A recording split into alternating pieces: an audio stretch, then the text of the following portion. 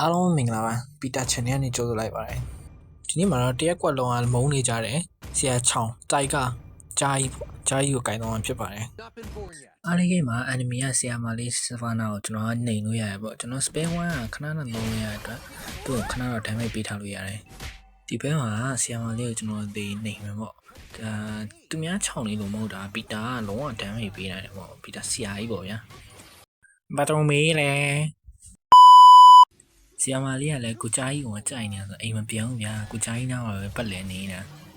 အမှဆီယမာလေးကပီတာကိုတေးချစ်တာခဲပါခဲပြီးပြင်းလာအမှဟိုက်ပါလာပီတာလက်ဖလစ်ကခဏတုံးလိုက်ရဗျာ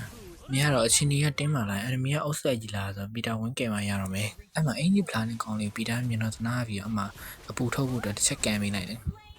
အဲ့ဒါလမ်းကြောင်လုံးလိုက်ပွဲစားမယ်ဆိုရင်မမရဲ့မောင်လေးကိုပြင်းလို့ရှိရင်မမရဲ့မောင်လေးကထိုင်းငိုနေတယ်ကျွန်တော်လည်းလွတ်ပေးလိုက်တယ်ချက်လောက်ဟုတ်ပြီကောင်းလေးနောက်တစ်ခါမျက်မစားနဲ့ကြားလား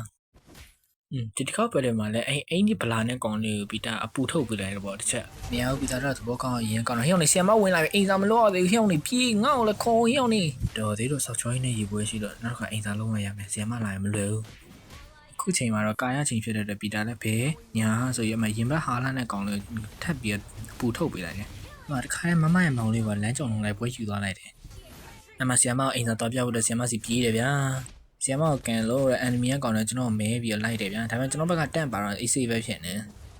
အမှကျွန်တော်တော့ချွေးနေနေတော့ရာရောင်ကြီးချင်းလေးဒါလေးမင်းညာအိမ်စာရေးပြီးပြီလားအနီကိုဆီယမမင်းညာမီးပြတ်သွားလို့ကျွန်တော်မလုပ်ဖြစ်ဘူးခဏနေအောင်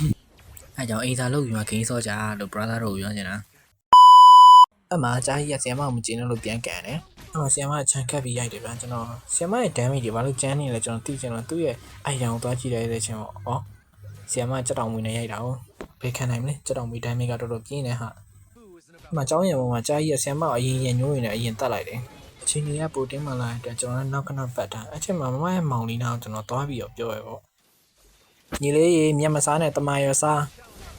ဆီယမကဆောင်းဝင်စစ်တယ်ဆောင်းဝင်စစ်တော့ကျွန်တော်လည်းအိမ်သာမပြီးသေးရနဲ့ဆီယမကိုကန်ပေးလိုက်တယ်တစ်ချက်အမေကရင်ကကျွန်တော်ရဲ့မိကိုခေါ်သွားတယ်သူထွက်လာတယ်ကျွန်တော်ပြင်းမယ်ဆိုစောင့်ရင်းနဲ့ဒါပေမဲ့သူ့ကိုတော့မပြင်းလိုက်ရပါဒါပေမဲ့ကျွန်တော်နောက်ကိုပတ်ပြီးမှအင်းဒီဟာလာနဲ့ကောင်လို့တစ်ချက်ပြန်ပြီးအပူထုတ်ပြလိုက်တယ်အဲ့မှာကျွန်တော်လည်းရင်ကောက်စားရမလို့ဆိုကျွန်တော်ပြန်ဝင်မယ်ဆီယမခဲပြီးကျွန်တော်ပြန်ချုပ်တော့ကျွန်တော်လည်းမောက်သွားတယ်ဘလိုင်းအိမ်သားလို့ဖို့မမင်းနဲ့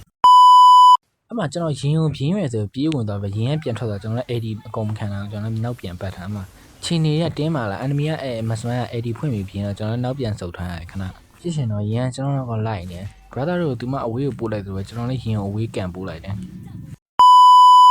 ခုချိန်မှာရင် one shot ကန်ပြမယ်တစ်ချက်နဲ့မတည်ဘူးဒါပေမဲ့တည်တာပဲအမှအချောင်ရမလားဆိုရင်မမရဲ့မောင်လေးဝင်ပြင်းဖို့ကျွန်တော်လုပ်တယ်ဗျာအဲ့မဲ့တန်းအကုန်လုံးစုပြီးကျွန်တော်လည်းဝင်ပြီးကူပေးမယ်လို့တော့အမှဆရာမကျွန်တော်ကိုချုပ်ပြီးအရင်တက်ပေးတယ်ဗျာဘက်တရီကတင်းမှလာရင်ကျွန်တော်ရဲ့ massman ကလုံးဝ damage ပေးရဗျာသူက AC ပဲနောက်ကနေပြန်ပြီးတော့ damage ပေးနေတဲ့အတွက်ဒီပွဲနိုင်မယ်ဆိုတော့ကျွန်တော်သိသွားရဗျာအဲ့လိုနဲ့မီယာနဲ့အလူကလင်းမြန်းနှစ်ယောက်ကဝိုင်းပြီးရင်ကိုနိုင်ကျင့်ကြရဗျာဒီပွဲမှာဘယ်လိုဖြစ်သွားလဲဆိုတော့ဒီ massman ကလည်းကောင်းတယ် hyper ကလည်းကောင်းတဲ့အတွက်ကျွန်တော်နိုင်ကြီးရှိသွားတယ်နောက်ဗီဒီယိုမှာပဲ hero ကင်တော့တဲ့ဆို comment လေးမှာမှန်သွားပေးကြပါနော် brother တို့ crazy ကနေအဖြေဆောင်နေမဲ့အတူတူကျွန်တော်ရဲ့ဗီဒီယိုလေးကြည့်ဖို့အတွက် like and subscribe လုပ်တော့မမေ့နဲ့နော်အားလုံးပဲကျေးဇူးပါနောက်ဗီဒီယိုမှာတွေ့မယ်နော်